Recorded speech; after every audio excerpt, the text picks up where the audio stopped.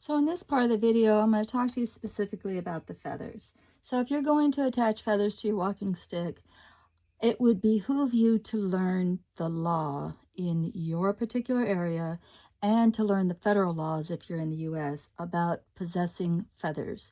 Any parts of a bird, whether that be the bones, the beak, the talons, the feathers, any part of it could be illegal for you to possess, especially when it comes to songbirds and any birds of prey, any protected birds. So just know that you're not even allowed to possess the feathers. And the reason behind that is because you're not allowed to kill the bird. And so there's no way to prove that you just found a feather. So there's that. Always, always be safe and protect yourself before collecting any kind of feathers. Native Americans are exempt from this in ways that I don't know. And just because I have a Native American in my family doesn't mean that I'm exempt from these laws. So I don't possess any kind of feathers that I'm not allowed to. So what you're going to see are birds that have been hunted, that are legally hunted in season, such as these wild turkey feathers, and also chicken feathers. And you could buy feathers, and these are, just for my own birds. And you can buy feathers from like places like Hobby Lobby and whatnot that are dyed. Or you can collect white feathers and dye your own, however you want to do it. Always keep your feathers in a good spot where they're not going to get too tangled up. However, you can go through like a bird and you can preen your feathers. That just simply means getting your fingers slightly moist and running your fingers across. I call this little part here the barbs. Not sure technically what it's called, but I just call it the barbs. Because there's little barbs and barbules that connect the feather to the shaft, connect the feathery part to the shaft. So you just get your fingers moist and you kind of run them up the feather, and you can preen your feathers. And you can do this at any time, even after you've attached your feathers to your walking stick and they start to look shabby. You just slightly moisten your fingers and run your fingers over those little barbs and preen your own feathers, just like you've seen your chickens do.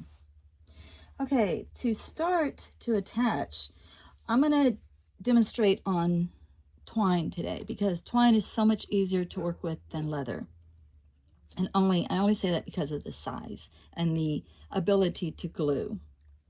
So what I do is I take my feather and I decide where I want my little barbs to start. And I have a tool. This is actually a pottery tool, but I love this little bladed part for going down the shaft and actually scraping and removing any of the little barbs that I no longer want. And I leave the quill long enough for it to be folded back. And the way that you allow it to fold back is you take something very sharp. I was using this. And of course, safety 101, you always want to scrape away from you, never towards you. And you don't want any chance of this thing giving out because you're not sure what this material is going to react like that you're working on. So there's an uncertainty about that. The sharpness of your blade. Sharper blades are actually safer. However, you still want to scrape away. You want to have some balance somewhere, and you want to gently scrape out a little part of that quill. This part here is called the quill.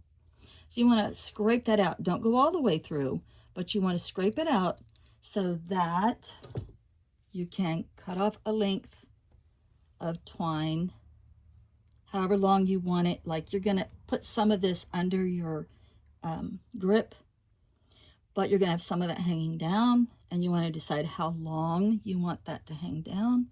So that's how you determine the length of your twine.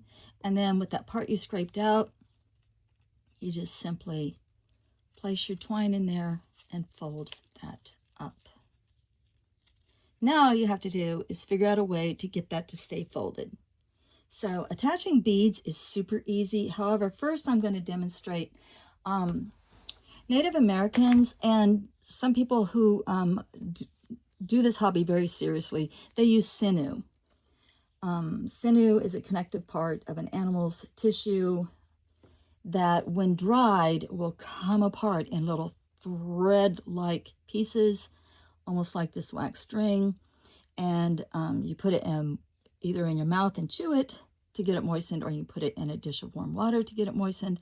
And then you can work with it, wind it around, and then leave it, and it will just dry. Sinew dries stiff. and is very good at holding feathers into place. Wax string works for me almost the same as sinew. Sinew, if you go out and buy it, can be pretty pricey, but if you know somebody who hunts, you may convince them to save the sinew for you, and you can obtain some that way. And you really don't want to work with anything wider than this wax string, even when you're working with your sinew. But wax string is easy to use because it winds up so proficiently, and just a couple dabs of glue and it's going to stay in place, and it's going to hide all of this part very neatly. All of this, you'll want to put it all the way up that part and hide that part right there. So you just want to wind it around and then dab of glue, dab of glue. However, today I'm attaching mine with beads. And the thing with the beads is mostly it's getting the bead to fit over the strings and the little quill, the folded quill. So in order to do that, I often take a bead that I want to use, and I'll just grab a drill bit, and with a pair of pliers, I'll protect the bead with paper or tissue or whatever. I hold the bead in there, and then I just gently drill down into the bead until I have it as wide as I need it to be. And that's what I did with these beads.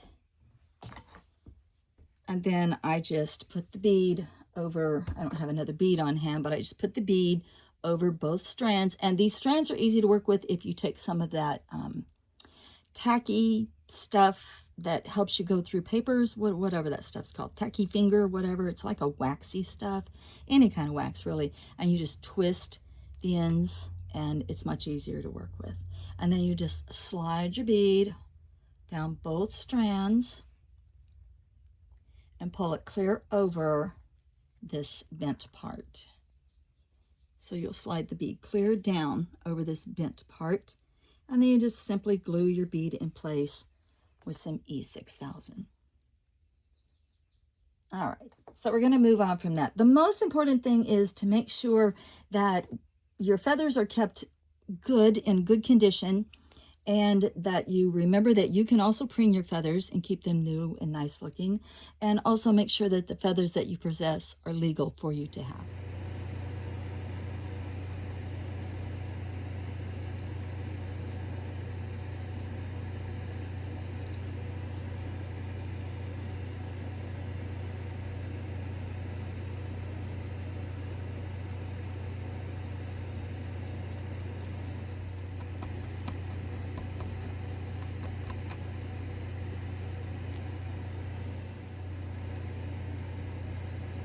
And I'm just going to carve out a little notch safely so that I can bend this quill back without snapping it. And then you want to hold your bead safely and drill out the hole in your bead bigger than what it is to hold everything. And choose your twine. Put your twine in that crook. Bend it back. And then we're going to string our bead. I don't know where my tacky stuff is. Is that what it's called? Tacky finger or something. And then when you string it, you see how easy your bead goes on there, and you're just going to glue it in place. So this one's going to be really cute for a child's walking stick because it's going to be so colorful. Okay, so we got all of that done. So I'm just going to go through this and show you. So this one's all natural looking. Need to preen my feather a little bit, but I thought I would use a topper on these walking sticks. So I thought I would use this acorn. I thought that was really beautiful. I'm always being gifted the most beautiful things from nature. My friends all know I like them, so I get them from my friends. I thought this would be cute for a child's walking stick, and I thought I had this come from a Dollar Tree thing that I didn't want. I thought this would make a really cute topper for a child's walking stick, and maybe some green googly eyes on the front of the stick for a child. Love those colors. And then for a she, I have these beautiful black and pink feathers, and I thought I would just use just a clear piece of glass, like a glass crystal shape. I'll show you, just a glass bead. I just don't have one here right now. So that one is for hers. So that's the beauty of making these walking sticks. You can just, I mean, if you wanted to make an angry walking stick, you could use this, one of these gumball things as a topper. You could put small animal bones if you're not opposed to that. You could use that as a topper. You just have to make sure that you have a recessed area to fasten it down securely, and we will go over all of that in part 3. So I don't want to rush through any of these parts, and this part of this video is getting kind of long, so I am going to stop this one here and upload this part 2. And I'm hoping that you all will come back and join me. We'll try to put the grip on as well as attach our feathers and our toppers in part 3. See you in part 3.